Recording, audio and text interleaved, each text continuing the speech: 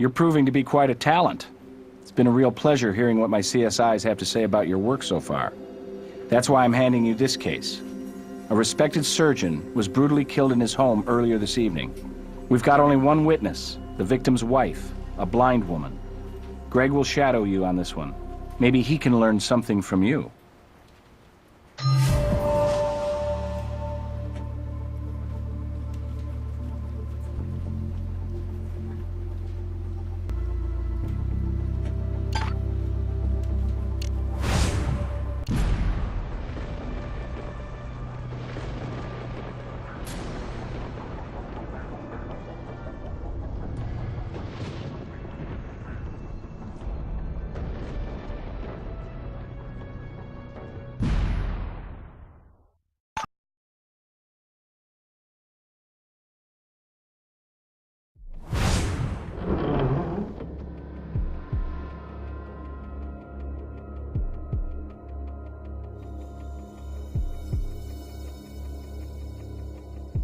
Hey, thanks for coming aboard.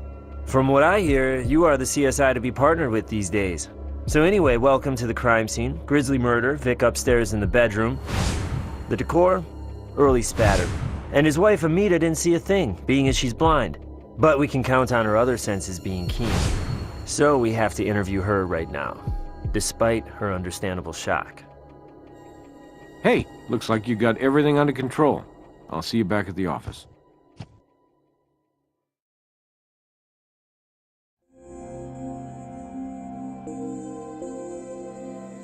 We're sorry to have to trouble you, Mrs. Banderit. We're with the Las Vegas Crime Lab. We understand you found your husband. My husband, Riot, he was very tired because he worked so very hard. He often went to bed early. Tonight, he went to bed early. I do, actually. It was just before the BBC NewsHour. On the radio? That would make it around 7. I often stay up to listen. They play international music after the news. That would make it just after 9 p.m. when I went upstairs. I entered the bedroom as always, and as always I spoke to him. He did not sleep deep, and would greet me when I joined him. But he did not answer, even when I raised my voice. I went to him and found the awful moisture. I knew it was blood almost at once. I could smell the blood. I had some moments of panic, and then I went to the phone and called 911, but I knew it was too late. His breathing, I could not hear it.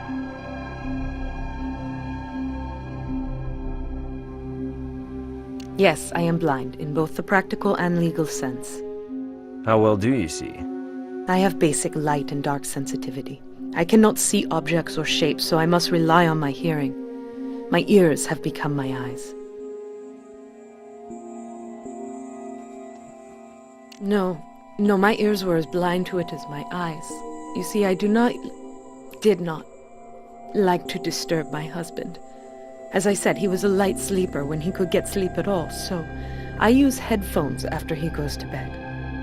I did faintly detect footsteps on the stairs, but I thought those were my husband's. He would often come down for a drink of water, or perhaps to take sleep medication.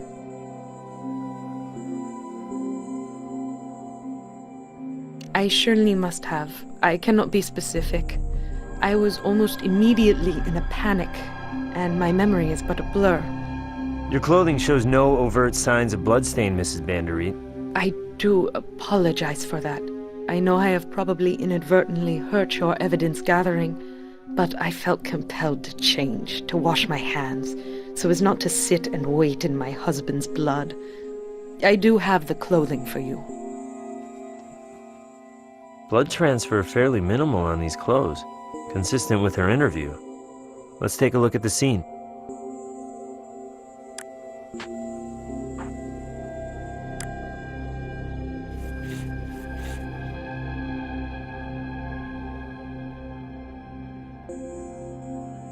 Dead or alive, I don't like touching insects. Grab it if you want. Grissom will appreciate it.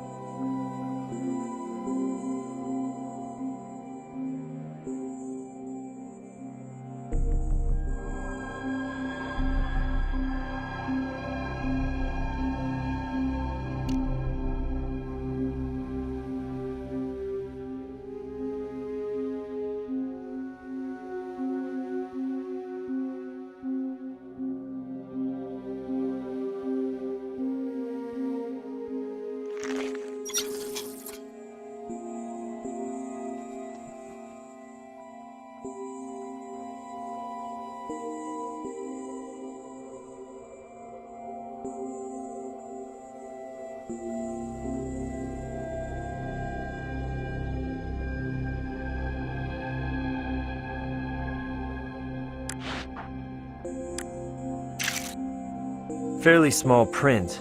If it's the attackers, we may be looking for a female.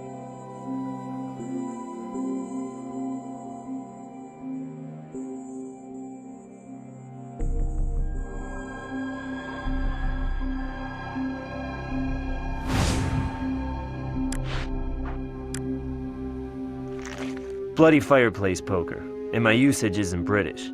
Probably an impromptu weapon picked up here at the house.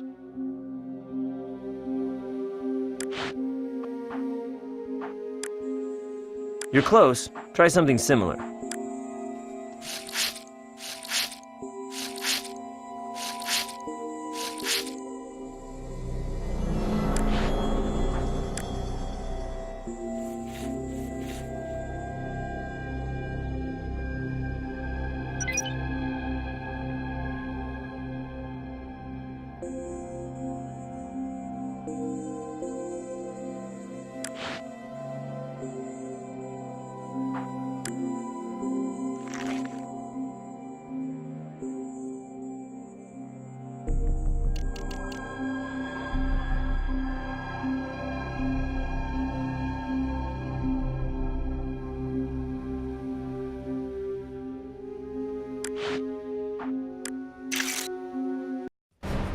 Massive bleeding from the head, spatter all around. Indicates blunt force trauma.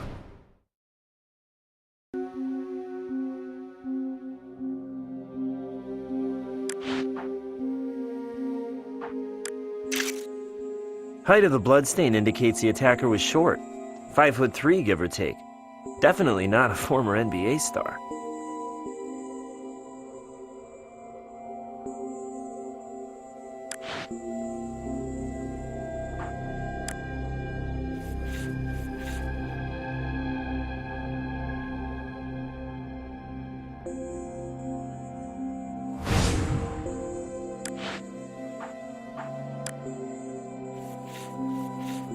You know the saying, looks like a duck, quacks like a duck, must be a duck?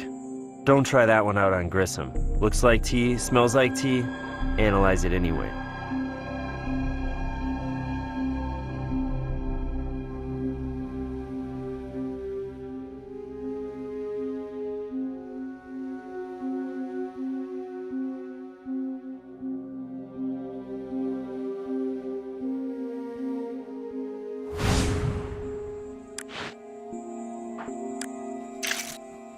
Ceiling spatter is consistent with the blunt force object being swung back for another hard blow.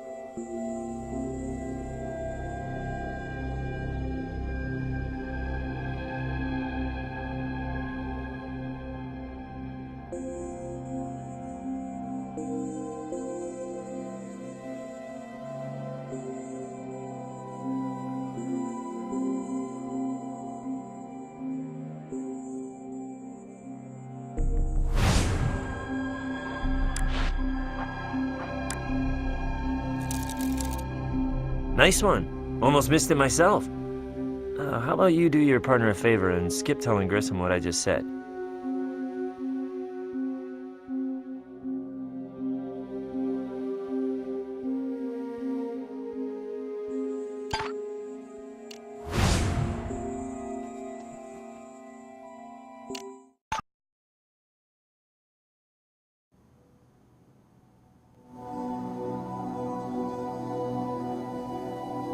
Sure, I'll send a team right out.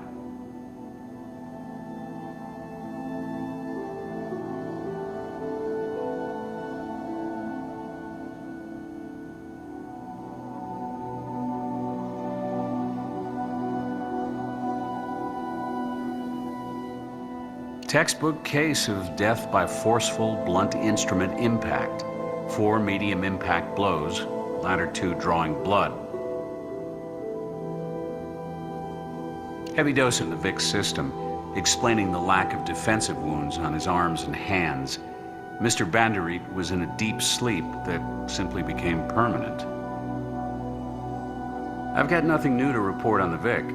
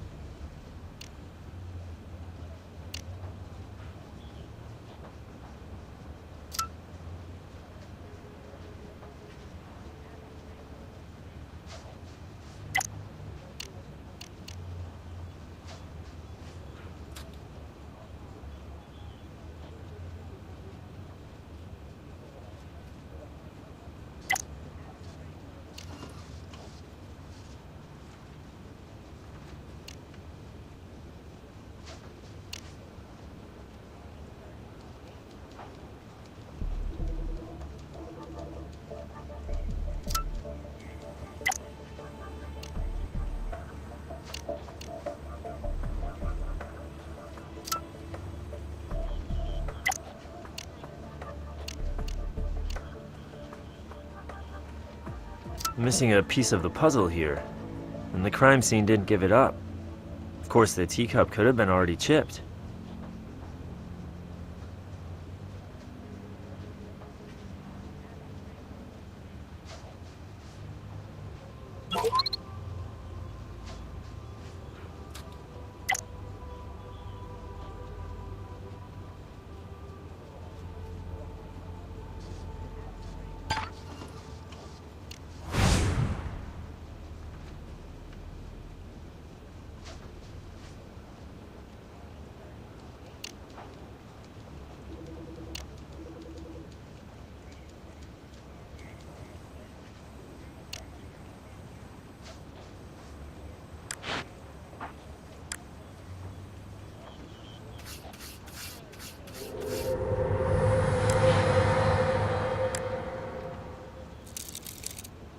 Nice catch. Let's see if we can flush out who drew a club in their poker hand.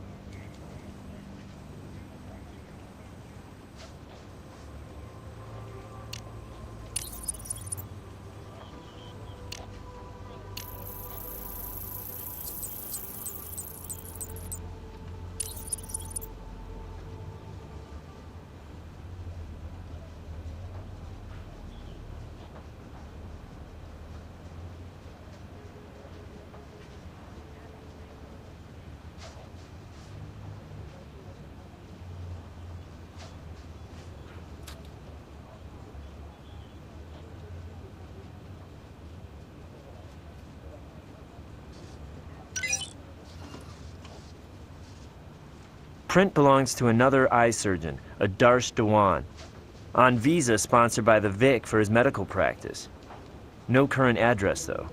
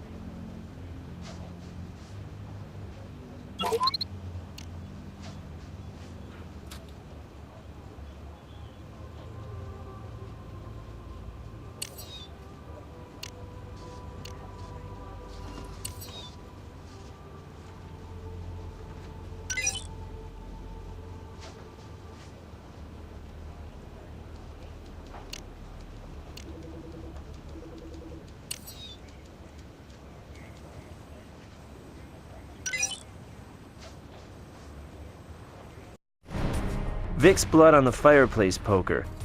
An object consistent with the ceiling's back spatter. Good bet we have our murder weapon.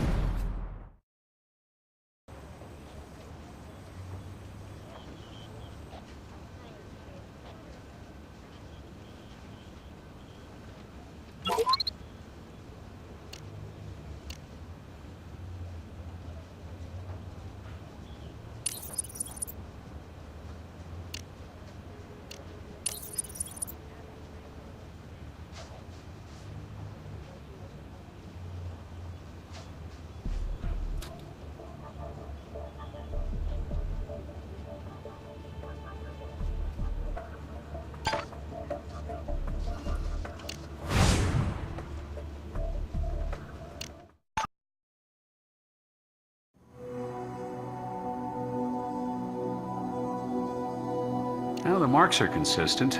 The fire poker is almost certainly your murder weapon. I don't have anything for you right now,